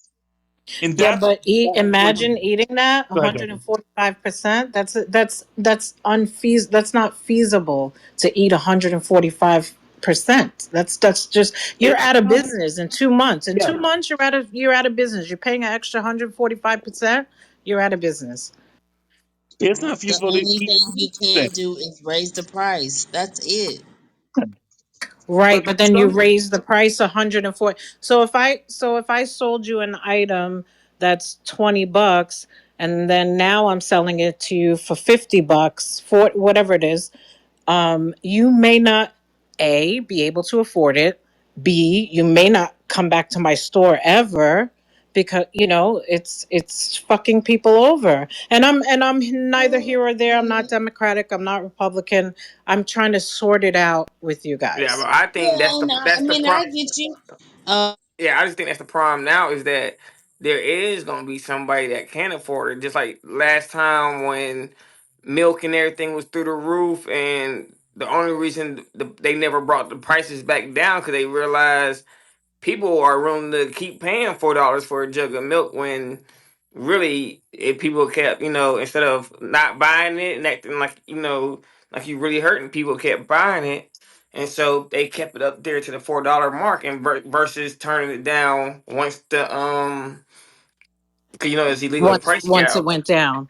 Yeah, once everything else went down. So, if people gonna well, continue to buy it and it's enough for them to make their billions, because when you look at the number, you need to sell how many items to make 10,000 a month, or was it to make 1 million? I forgot the what it was called, but all you need is that certain amount of people that keep shopping with you. Who cares if the lower ranked people don't shop there no more? Because all they gonna feel like is now we got better customers. That's why they do the same thing to Dollar Tree and the Family Dollar. They're starting to appeal to rich people now, even though they're named Dollar Tree. Like they're starting to have more high end items and selling that twenty I agree bucks with you versus. 100%. I I live in mean, New York here's the City. thing. Eggs are eggs were 18.99 organic, 12 for 12 eggs. Then it went down to 14.99, then to 12.99. Tonight I went out, it was I think 9 or 10 for non-organic, 9.99. And I mean, I'm gonna survive. I'm gonna whatever it takes. If no matter how much it costs, I'm gonna work hard to build my business, to build my brokerage, to do whatever it is I have to do. I'm not afraid to charge people at all. But chat said the word price gouge, and at what point does it become like you're a fucking pig? Like how much you? I'm a hairdresser. I charge people $4,000 to do their hair. I'm not doing anyone's hair unless they pay me $4,000. So I'm piggish myself. Believe me, I admit it. I get You it. better I be work the hard. best in the world. You talking about 4,000? Right. I know. That's No, what I'm and guess saying. what? Like. And guess what? I'm but not. I'm not in New York, so No, but guess what? Damn. And I'm not the best. These African girls over here on the corner will kick my ass doing hair. There's 12-year-old Japanese kids that I'm taking their class, maybe not 12, 20-year-old Japanese kids. I take their classes online to learn how to cut hair. I'm not the best. I just sell myself the best. And I'm not touching anyone's well, hair unless and they pay me Salute, $4,000. salute to here's the you. other thing too. When we look at that, when the price gouging, when we deal with price gouging, it's like, okay, you got to recognize what is a priority, what's a necessity, and what is a a That's luxury, a good right? point. Good point, So darling. when you're a consumer, you got to say, okay, I can pay for this, but what I'm not going to do is pay for that shit over there because I can do that cheaper somewhere else, or I can do it myself, A in hundred, a order to hundred make percent. more And in my money. defense, I price gouge celebrities who treat me like shit. So I As you charge a lot. should. No, no, you know what? I'm just, you know what? That mind thing really hit me when I remember that math. I can't remember what the actual thing is when they says, "Oh yeah, in order to make $1 million a year, you gotta make X amount a week, and charge this amount of price." And you had your $25 companies. You gotta do more volume, but you start getting upscale business people. It takes you way shorter time versus it might take you a couple of hundred versus doing a volume and you need a couple thousand, so you selling a higher end product and people are really paying for that, and it might be even easier because on your body and hands or whatever, especially you in the service business, because you working with your hands a lot. It saves you hella time. You can just charge a lot more for the same thing. Somebody doing for 25, somebody will do it for 2,500 or 25,000. That's crazy. Go ahead. I'm sorry. That's crazy. So, shout out to you though. I love it. Go ahead. Whoever else want to jump in. No, But thank you. I appreciate it, and you know what? Yes, I definitely I charge a lot. My mentor charged $10,000 to $12,000 for his day rate. He passed away 2019, but it's, and I guess I'm saying in my defense, or it might be my little bit of guilt or my vent. Um, it's about what you do with your money. I'm getting rich so that I can open a centers for abandoned infants, and I can help people, and I could take the shirt off my back and help people. I'm not getting rich to have the biggest yacht that you can't fucking park it anywhere, because I know people like that who their yachts are so big. You get the biggest yacht, you get so fucking rich, your yacht is so big your dumbass can't even park it anywhere. Like, who are you? And thanks for listening to my rant. Well, I mean, okay, so I want to get back to one other side of the tariff thing, or not even the tariffs that we've been dealing with in my community for a while, things that I didn't even really pay attention to. But a lot of these corner stores um have a minimum, and it's illegal in my state. I don't know if it's illegal in all the other states, but it's illegal to have a minimum for paying with a credit card or a debit card I at never What knew that. It's these illegal. Asian Thank you stores. for sharing that. Yeah, I didn't know about it until my daughter Hold had on. she What are you pointed that saying? That's out, and she illegal to have how many credit cards or to use credit cards? Can you repeat no, that? yeah, okay. So if you go to a corner store that's not like a major chain, or just any store in general, but I noticed that it happens at the Asian stores. Basically, if you want to pay with a credit or debit card, because there are certain fees that these card companies make the uh owner of the store or whatever pay for, in order to run credit cards, they say that you have to have, as the consumer, um, at least spend $5 in their store in order to um, uh, buy something with a debit or a credit card, and that is illegal. It's like a surcharge for Oh, using I never that. knew that. And no, Okay, I that's what I'm seen saying. I that. never knew that was illegal. I'm gonna call every store out on that. Oh. Here's Yeah, my my question: daughter calls it out on why would a you not one think it little was illegal? dollar jewelry store, and that lady was like, "No, it's What? legal, it's legal," and I thought it was legal too, and I had said that, but then like when we get out of the store and I look it up for myself, my daughter was right. She said that it's illegal in the state of Oklahoma to charge a surcharge for using a credit or a debit card. I didn't know that before, but that is something that they're doing illegally at a lot of these mom and pop agents. I can only say the agent stores in my area because that's the stores that I deal with it on, not any other ones. And I always try to go to those places with cash so I don't have to pay extra for something that is a dollar, or I have to buy something that I don't really want in order to get it to $5 So what? for My me question to is, pay why with my wouldn't you? debit card. My question is, why But wouldn't you think that that was illegal? Because, like that was so you must not be aware of why you should never let somebody run your credit card twice, right? Because they can run it on one machine one way and then claim it's not working and then re-swipe it, and it can even look like the same machine, and it can even be the same machine, but one just captures your magnetic strip, the other one actually processes the actual payment. So they'll feign that it doesn't work, but actually it does work. One was just to copy the information associated with it while it was in an unlocked position per se, and the other one was actually to make the transaction. So the safest thing that you should be doing is, if the credit card doesn't work the first time, you don't let them automatically run it. And a lot of them would like to, quote unquote, run it again just to say they run it again. That's where you got to stop them and be like, no, no, no, don't run that again. If it doesn't work the first time, I will give you a different card. Then the other card will well, I work. mean, I don't have a problem with it running, more But than it's once or copying whatever. your But information is what I'm saying. And right, right, these and it's better technologies are getting to more and more actually tap sophisticated. than to swipe. I used No, it's to not. work Near in field banking. technology, I can stand next Mm, to you at a stoplight and literally copy everything in your wallet. no, I'm talking about Unless you the. have an RF shield on your wallet, yes, it could. Okay, hold on, guys. No, I'm talking about Hold the POS on. station.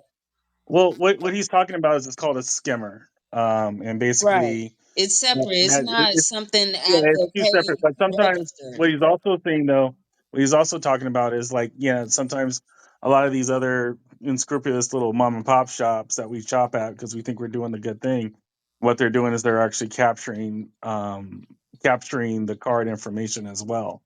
But what she's talking about most though is literally like the I fact. understood her. Yeah, so it's just like, at this point, knowledge is power, and knowing what's available, what is ready in your state, is what the more prudent thing is. Because ideally, I do want to kind of go back to these wonderful tariffs that Americans aren't going to that aren't going to be paying for it, even though those companies are going to be bleeding out of the nose and going bankrupt for it because they're going to have to close down shop. We'll bail it So. out like the housing market in 2008. We'll No, do we'll what we bail out did. the banks. I just saw a commercial for a Jeep right now. Most dead ass, bro. Most, I swear, I shit you not. I just saw a car commercial right now saying, "Come in and pick up your new Jeep or whatever." And Jeep's literally one of the worst cars you can buy before the tariffs kick in. Yeah, because Jeep is everybody American. want to make money, right? Everybody want to, and look, this is your fucking July 4th celebration right before the end of the year sell off.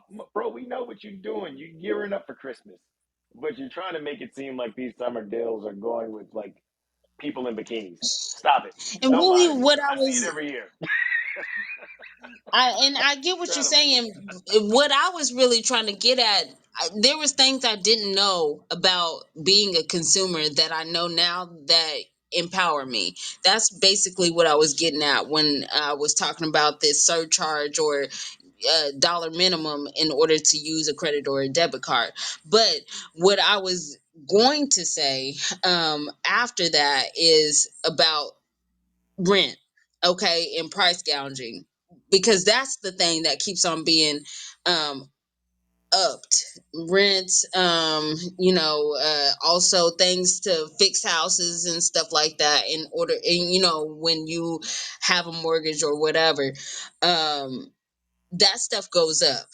mortgage might, the mortgage payment might stay the same if you got a good loan or whatever, a fixed loan.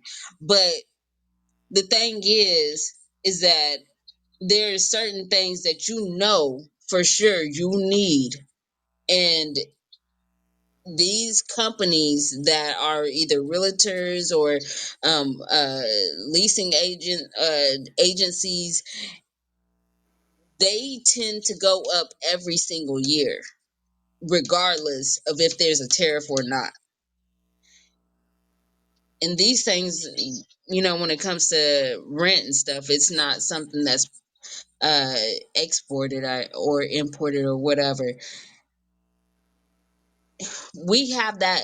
I don't know about anybody else, but I have that expectation on that part of the market, and it pisses me off how it always happens to go up every single year.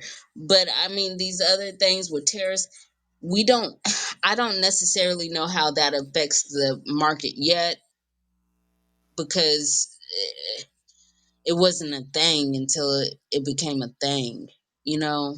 So we're still kind of in the wait and see moment when it comes to tariffs, as far as them affecting the everyday person that has to, purchase things. Yeah.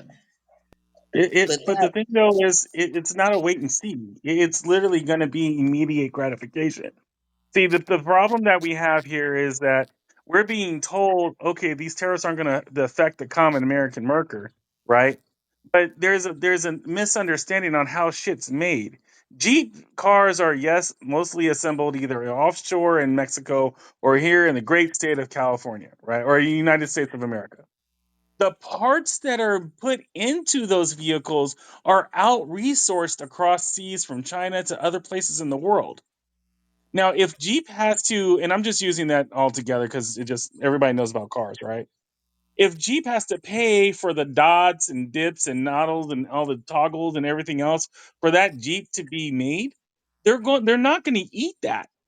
There's no stretch of the imagination where they're going to be like, you know what, we're going to just do the American thing and we're just going to eat that. That misconception, I have no idea where that came from. What they're going to do is they're going to say this Jeep that normally would have taken us $20,000 to make costed us another 26,000 plus labor and everything else. So that $20,000 Jeep most likely is going to be like 35,000 on I mean, top. I feel you. I So mean, hold on, yeah, hold on, because Sam. those So hold parts. on, because hold on, because the other thing that people want to go for is then why don't we make it here? Okay, fuck it, let's make a toggle here. But a toggle for, let's say, in China, because you have little kids that are making it, right? So you don't pay them shit. Unless, well, we can talk about the great state of Florida that just decided that they wanted to start paying underage children to work. Then from there, you have that. Okay. So then basically, let's say we can get around that. The other aspect is a lot of the raw materials that are utilized to make those toggles and switch and diodes and everything else, all of that gets out resourced to China, and then they truck it in to the locations to where they need to have those factories. So it's one of those aspects to where you're literally asking people to change their whole entire infrastructure, and they get raw material and goods that we may not have access to then make these units that we make things work. A But lot of first, you things, got to yes, are build the made in factory. America. Exactly. And the Right. man that I was mean, you doing got to it, build they the kicked him out of factory and you office. got to have some robots to do it, because And the we have processing child plants labor laws here before you because manufacture. of the coal mining and all that stuff way back Well, when. not in I Florida, mean, not in Florida. Damn that they just if you're what is it now? Does anybody remember? I forgot. I haven't really checked in. That's why I don't like coming on stage. But I think what is it, like 14 or 16 now? If you're a fucking child, you can then go and work in Florida. hold Like on, 14 Yeah. or 16. I started working at 14. I mean, what are we talking about Florida here? most likely just waived the work permit limits Mhm. because whereas if you where you needed to probably have a or guardian, a parental figure or a guardian. I haven't read the legislation, but if I had to guess why there was outrage, it would be because they waived the parental requirement. If I had to guess anything, But that sounds like Yeah, a I typical man mean, from Florida okay, a thing to do. parental requirement at 12, I mean, not really 12. It's 14. It's 14. You got to have a work what is that called? Work permit, and your parent has to sign off on that. I know about that. But are we But if talking they waive about that like less requirement than as a that? Cuz yeah, if we they know waive that that in requirement as a China and state, all that stuff, they talking it's about under different. 10 years old they working in sweatshops and stuff. I ain't never heard of, since the child labor laws of way back when the 20s or whatever 10s of the United States, 1920s or 10s or whatever, um, having a child labor law. So Thomas, are you talking about that? I mean, No, yeah. there were recent laws, and I'm not well versed on it. I'm sorry, I didn't mean to answer for Thomas. I'm sorry. Go ahead, Sherry. I'm over here just If grazing you on some know, fucking if you know, like, enlighten me, because I didn't know about that. Okay, so my understanding is that, like Thomas said, the work requirements have, for lack of a better term, expanded. And I know one thing that's really fucked up is what was passed. One aspect of it that was passed is that there's no limit to how many hours they can work at 14. So if they want to work overnight, like, say they get off of school 3 o'clock, they want to work from 5 p.m. to 5 a.m., that's legal now. So they waive the limit, yeah. Yeah. And you know what else is fucked up, just on a side note? So I have a couple friends who live abroad. One of them, for his job, he makes 95 cents an hour. And if he makes his quota for the week, he makes $1.25 an hour. And you guys, how on earth is that going to translate in the United States? Even if it's $8, like $1 an hour? I'm sorry, 95 cents. Let me start with 90. My friend Brandon, he makes 95 cents a fucking hour. So I'm not like, how, I just can't see, I really can't see it unless it's a long-term plan and we can catch up in 25 years. I can see it, but these people, and I've even for myself, I started a whole new business, and shout out to Jonathan Bing and Daphne, whose room this is. I took their course. I've become a commercial mortgage and business purpose loan broker. And, they've given me an amazing opportunity to learn how to make money. Thank God. But anyway, back to how on earth, you guys, how do you guys think we could catch up if we know that there are other people? Oh, I know. I'm sorry. I know what I was going to say. I lost track a little bit. Um, so I've tried to hire call centers in other countries. Philippines, I tried. Um, Egypt, I tried. Pakistan, I tried. So the owners of the companies say, they tell me, okay, so well, you can hire 4 agents for your company, and we're going to pay them $8 an hour, and blah blah blah blah blah. These companies do not pay them that, and I know that from my friend Brandon. I know that from my friend Ben. A couple other people who work in call centers, and they make 95 cents an hour. And then the guys' moms, I know how much, the moms too, they work in factories, they sew clothing, they make $1 an hour. Like, who, I mean, I wouldn't work for $1 an hour. I, Well, their economies are set up differently. I will say in these other countries, like communism and stuff. So they're issued out, a certain thing. But I will say this: I have worked in call centers for 20 years, and the basically I started getting calls from AI agents. It's crazy. So if you really want to get your bottom line met, do some AI, I suppose. And it's those are the weirdest calls I've ever had. But they have specific questions that they ask in order to get what they need out of you, and it's like you're not even talking to a human being and you know it, and it's the weirdest type of Prompt call, engineering at its best. but it's there. if you're really looking for that. No, no, no. I know that it's there. If somebody wants to close, like I have a guy now, he wants to close. Like the amount is just absurd. But say someone wants to close. I have another guy who wants to close a $10 million deal. This guy didn't trust anyone. He had an 850 credit score. He was, what is it called? He was a victim of identity theft. His credit score is 815. It took him 2 years to fix it up. Blah blah blah. Now there's no AI who could give the personal touch that I gave. I asked him, I found out he's Orthodox. I found out he's this. I asked him about his holiday. I asked him about his stupid fucking wife. I asked him, all kind of things that made me pull this guy in because I know he's terrified to give me his birth certificate. I mean, birth date and social security number because he was a victim of identity theft. And there's just no AI who could be like, oh, well, I celebrate, I like what I told him. Oh, yeah, well, I celebrate Ethiopian Orthodox, da da da. You're all great, make the connection. AI can't do that.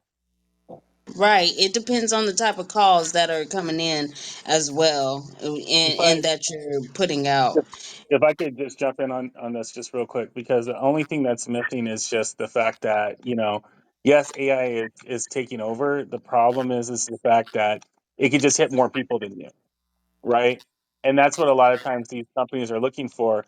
Yes, you have the personal touch. Yes, you can make the customer feel important. Yes, you can make them feel special. The problem is that the AIs are hitting 1,000 calls while you're still working with this one guy, No, and no, no.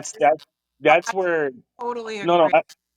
yeah, and that's where a lot of times where this comes in, and that is because I work at a call center right now, and it's just one of those things like, I had one guy was like, well, what about AI, and I'm like, what about it?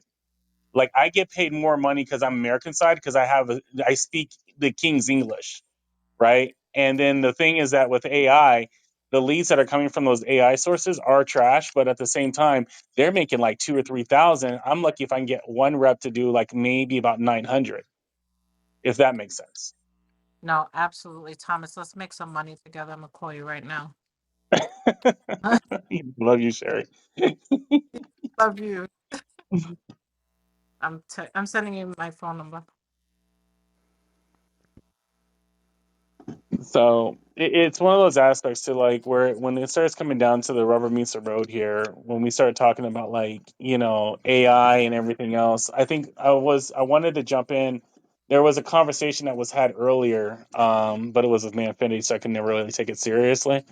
But it was an aspect of where we were talking about, do we start making more products and stuff here versus, do we focus on what's really important and getting a lot more technical Oh, jobs, right? I had said I that. know you said that, but the thing that I Oh, always hate whenever we have those conversations is we need to acknowledge that right now we have an administration that is doing its damnedest to start gutting fucking STEM projects. We have an administration that wants to close down our school programs, so we can't even educate our poor scholastically challenged children who have to, that they're on the public that are still on the public system because they want to go ahead and push everybody to be on some kind of welfare system to go to some kind of elite school, and He's a that's the problem. So genius, Thomas. yeah, that's great. So everybody gets fucked on this one, except if you little Timmy can afford a lot of schools where monthly tuition is like $5,000 or $6,000, right? Where the fuck is the genius in that? Or are you just trying to take out a whole or lower class now at this point for everybody else to be a potential janitor? No, hold no, no, on. no, no, What no. is He's trying to what is uplift the middle 5,000, bro? class. Hold on, Bully. I just want to know. Wait, what did you say, Thomas? Is that 5,000? You said the class Well, for the season or something? I mean, the whatever. month. Yeah, have you looked into the price of some of these schools, bro? This shit ain't cheap. Hey, I'm out of Yeah. school and I'm 35. I think I might want to go back to school, but Yeah, I ain't gonna but lie. I'm never taking the but time to you go look at a you damn are thing. grown at. But see, the thing is, and I'm not trying to be disrespectful here, Quentin. But it's like you a whole grown ass man. We talking about kids here. We're talking Mm-hmm. about little. We talking about people, and if we already know that child poverty is a thing, right? And we understand that most families, like if you actually, I think there was a study, they literally stated that most families break up because there's not less than $500 in someone's bank account. These people are living from check to fucking check. And then now you want to, you can give me a voucher for $4,000. They still can't afford the $1,000. All right, But good you want to point. say, fuck them kids, right? Fuck them kids. And then on top of that, we'll give you a voucher for this Ivy League fucking school that won't teach any of your woke agenda. And then more importantly, that will literally educate them to do what? It's the You're not Right. saddest. well. You're not paying at an Ivy League. You're not paying for the education. You're paying for the relationships. You're paying for the alumni network. That's what you're paying for. You ain't paying for that damn education. I can tell you Hey, that. I can tell you that hey, straight up. if that was the case, why not everybody just take the cheapest class on there, up there, I can and tell you then one better, just Quentin. I got you you one know. better. Go to the community college and just catch them when they want to keep teaching, but they don't want to keep teaching over there. They'll go to the community college to keep a paycheck coming in, and you never know it. You know how many of Yeah. my professors at a community college before I got to the bigger colleges, like literally were from Vanderbilt and all like Harvard, Yale, MIT, and it was just like well, I'm here Hey, because most you got to kick back on that on Harvard, bro, because they're trying to shut that shit. I understand. I understand the tariff situation. Look, I get it. I get it. And look, again, that goes back to the strong arming that is happening on the global scale right now. I mean, we are seeing it domestically. The rhetoric coming out of this administration is the exact same. These hands are rated E for everybody. Everybody can get it right now. And so we just got to see again before everybody started coming to terms. And like I had a friend of mine, he was like, "Bro, I just took everything out of my accounts, put it in like I had it consolidated to gold bricks, bro. I'm just moving my gold, bro. Where I go, my gold goes." And I'm like, "Bro, you are way overthinking this." And then Yeah, that's I a got to lot. think to myself, like, but is he though, or do he got some information I don't got? Yeah, but yeah, I don't know if like you imagine he had something that's Oh, I paperwork know. Oh, I wise know this or dude. He always some shit like do. that, or do you think he's just over? Ain't nothing wrong with it because I think this is the I'll real put it to world. you. I'll put it to you like this. He is the closest thing. He is the closest thing to meeting Michael Berry as I probably would ever get. And if you caught that reference right there, you deserve to make money in what's about to happen. Think on it. I ain't gonna say I remember off real. So the film Margin Call. Everybody thought Batman. What's his name? Um, Oh, okay. uh, American Psycho boy dude played Yeah, he Christian played Bale. Christian Bale. Yeah, he played Michael Berry, but Michael Berry in the same film with Steve Carell and what's the dude, the Barbie dude. Uh, Literally that no, that was the Big Short. Sorry, that was the Big Short. But you watch the Big Short, Margin Call, and Too Big to Fail. Watch all them Yeah. movies when it comes to Oh, I the have. housing crash, and Yeah, just I put have. it in order of when who found out what. And then, like I said earlier, start watching the market news and you'll see who's denying the truth. Because again, we still haven't considered this. The baby boomers are about to die off. What do you think this is going to happen to the housing market? That's why I keep paying attention to Florida. They all retired in Florida. So just Oh watch yeah, these baby especially in that boomers one die off. community. And then how much is going back into the commercial real estate? How much of that they don't want to give to their ungrateful kids is going to flood the market in personal and commercial real estate. And now everybody needs to build data centers for NVIDIA and everything like else. So what do you think you should do with that real estate? If you ain't building a solar farm, bro, you better have a data center. Okay. But But people but ain't here's the thing though, right? Because the thing is, like, I've seen those movies, but the thing that is like should be on do everybody's the oh legwork shit. on the real research and follow the real documents back though. Don't Yeah, just look at the but movies. no, but here's the problem that I have. All the programs and all the checks and balances that were supposed to keep that in check, Trump has already done away with. Because we saw XDX Like, fail and how much trust everybody put in it on relationship value. Like shit, General Mattis was on the board and he was one of my generals back in the day. And so to watch this systematic failure just because everybody believed the relationships and no one actually went under the hood, I can tell you working in nonprofit because it's way more lethal than for profit is because you don't have to report nonprofit money to the IRS. That is literally where a lot of money gets hidden. And that's why people like going to charity galas because you can't tax that. You can't do anything with that. You can't audit that really. Hey, me, So I don't mean to interrupt you. I literally have my ear so close to the phone because I feel like you might be a little away from your mic or it's let a me little, change.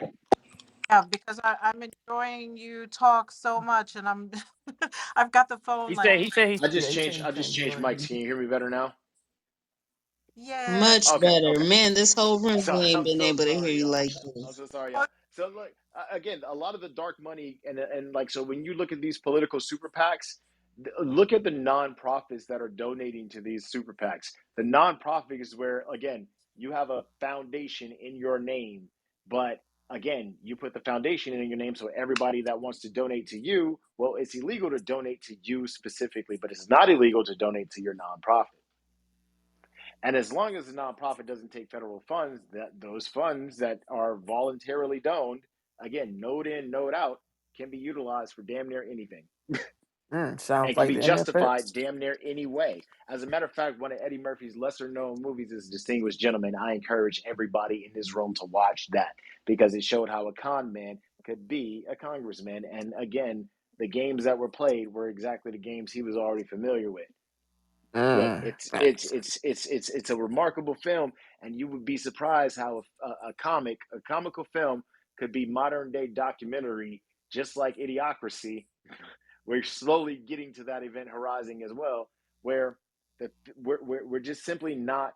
We're at a point where we're not believing things that we should believe because no one is doing the research anymore because we've gotten used to Costco, Walmart, Sam's Club, one stop fulfills all my needs, immediate gratification to where delayed gratification, the very thing that kept us alive historically, is now like a memory in Dory from Finding Nemo's brain. You know, it's like it's worse than the seagulls. Mind. We're all focused on this one thing that isn't going to get things done if we don't see that we're going into a technical revolution right now, far before we destroy ourselves as humanity. And no one wants to jeopardize the trade that goes into that event horizon that is our future.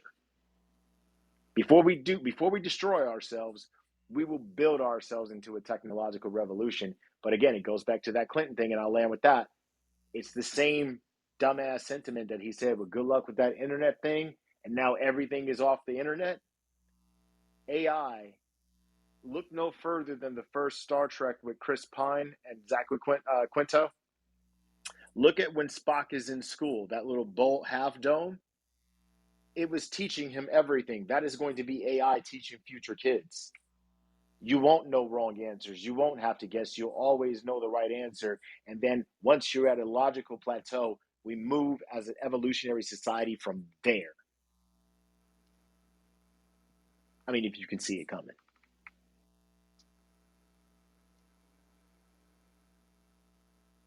I want to believe in you most. I want to say that that would be amazing. But right now, we have historical highs and people dying from goddamn fucking I know. measles. okay. Measles. Measles, my guy. We beat measles. We beat measles like 10 fucking years ago. But people are now dying from measles. And then, if you get bored enough, you can go to Clubhouse and you can argue with a fucking flat earther. Like, I'm gonna sit here and just say that was beautiful what you said, but unfortunately, there is an ignorance in idiocracy where I thought they were gonna die out during COVID because they decided that they didn't want to take the shot because they wanted to believe that politicians knew more about your medical system than goddamn fucking doctors. But no, no, this Of this is course where we're at right not. now. And until we can hit that fucking pinnacle purse and we can get rid of idiots like Manfinity and the rest of these other dumbasses that want to sit there and believe that the earth is fucking flat, I really think that we're literally being held back behind the fucking stupid. Not time. No, no, no. It's not the world is flat. It's simple. It's the my 9 degree having ass. I didn't never go to school for chemistry. doctor, nurse, know nothing in the hospital, but all this shit's fake and shit. Yeah, COVID ain't real, man. I Hey, just hey. Oh, real quick. I just wanted to make this. Oh, go ahead. Go ahead. Go ahead. Go ahead. I was just gonna say, just let them be. Sometimes you have to just meet people where they are, let them think whatever the fuck they want to think, because they're gonna think it anyway. But I was gonna say, and I apologize to interrupt or digress, but I wanted to respond to not Adam, Autumn in the chat. You asked, why am I looking to hire overseas? I got news for you, girlfriend. I hired again, and shameless plug. Jonathan Bing and Daphne Christine taught me how to fucking make money in October.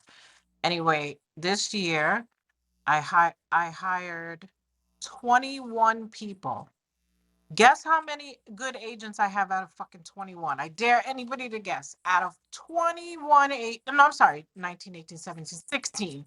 Out of 16 agents, guess how many good ones I have? American workers. Hold on. You talking about the American 10. ones? Oh, you ain't got none of those. They're all foreign workers. I bet. I Let's got say. four. Wait, Dr. May. Two of them are doctors, by the way. Dr. May, Sarah, Hmm. myself. I have three, not even four. Three of them who are actually helping and closing deals and following through. The other ones I put, and I'm not saying it as like a brag or anything. I just have happened to have been blessed with the way I reverse engineered a way to get leads. I figured it the fuck out, and I needed people to help me. And all these American fucks that I hired, but they dropped the ball. I literally gave these people leads. I gave them deals, 1.5 million, 500,000, 300,000. You know, that they could make a handsome $4,000 up to $100,000. They could make, a commission, and they just dropped the ball. Out of 17 fucking people I hired since January, I got four good ones. You think people are gonna work in factories? Let's see. Right. Hey, can you help me? Actually, I need your Yeah. information on that. I didn't realize you was getting people out. Those people over there still in the Philippines that are American or got their degrees and stuff. No, Or so I have people feeding me leads, and thank God, I don't care religious, if it offends anyone, we'll work it out. But thank God I'm so blessed that I figured out a way to get so many leads that I'm overwhelmed that my heart is beating out of my chest for fucking 2 weeks. I have congrats. so much blessings, and actually I don't mind saying it because I'm glorifying God, and if I offend anyone, I apologize. However, and this is all due to Jonathan Bing and Daphne, you guys. They taught me the ropes. They taught me how to go out and make fucking money. And I encourage everybody to reach out to Daphne and Jonathan, ask them about their course, and you guys will see it's like it's ridiculous. I thought to myself, yes, I have a great career. I made a fuck ton of money, blew it all, didn't know what I was doing. I had no financial literacy at all. Out to dinner you think I didn't go out to dinner every fucking night? Go out, go vacation, this, that, rent, $10,000, not investing in shit. And I I saw my agent, if you guys don't mind me venting again. Okay, yeah, exploitation, sure. Um, I saw my agent not be, I'm sorry, not my agent, my mentor who taught me how to do hair. He was a celebrity hairdresser. This guy smoked straight crack, heroin, $1 million guy, right? What the hell? Funny. Go ahead. No, literally, they would go uptown in their Vipers and Porsches and go buy crack, wearing Versace, just like crackheads. But they're $1 million guys. So anyway, long story short, I saw my mentor start a company with some shitty partners. He didn't have any financial literacy whatsoever. He never opened a computer, never opened, he doesn't even know how to check the voicemail, like that kind of guy. He's a hairdresser, he's committed to it. As long as the black card works, he doesn't give a fuck about anything else. And he could buy drugs. He's fine. So he got into a partnership with these two guys. Long story short, they lawsuit. Let's get out of this business. He figured out he had to get out of it. Actually hired some lawyers. He got Alexa. How much is 50 billion yen?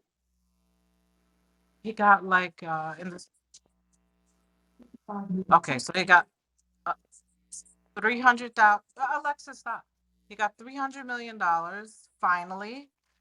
Um, Out of a settlement, they sold the company.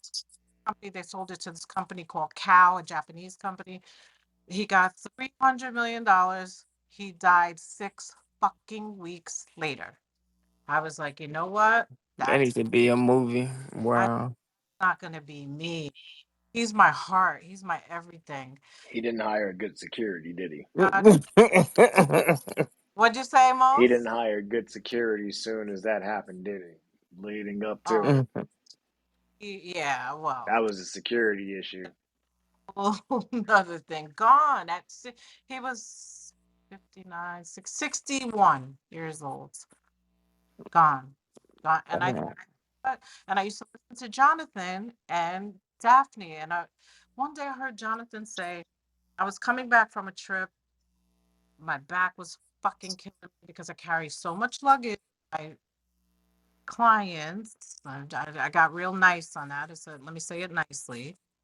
And I have terrible back problems. I remember I came in one day, I put on Clubhouse. I was literally going to take a bath because my back was hurting. And I heard Daphne or Jonathan say, why go out and make money when you can sell money? I was like, wow, you mean I could just from my home, I could sell money and money's the best thing. So anyway, I glorify them because I love them so much. They changed my life. What's that? That's what's up. Send me that website with the workers and stuff. I finally. But yeah, y'all. For me, it's 3:40. I don't know if y'all want to keep going or not. You know, it's 3:40. I'm in Atlanta. It's 3:40, so it's the middle of the night for me. You know, I haven't shut this room down in so long, so I don't know if it's up to me to do that. Or I could just leave and it'll give a green bean to whoever. It'll automatically give a green bean to maybe. Oh, Siri already has one, so never mind. All right. Yeah, I'm gonna go to bed. Fuck it. I was. Sure. I'm right behind you. It's nice talking to you. Okay. All right. So Miss Both of Us is being still awake, or do I haven't did this in a minute? Bing has probably got one eye open. Yeah. So you feel either you gonna close it or I close it. I would leave it up to Bing. Leave it up to Bing. Okay. All right. See, cause I ain't been here in a minute, so I ain't trying to be start doing nothing wrong. But all right. Well, y'all stay blessed. You too. All the best.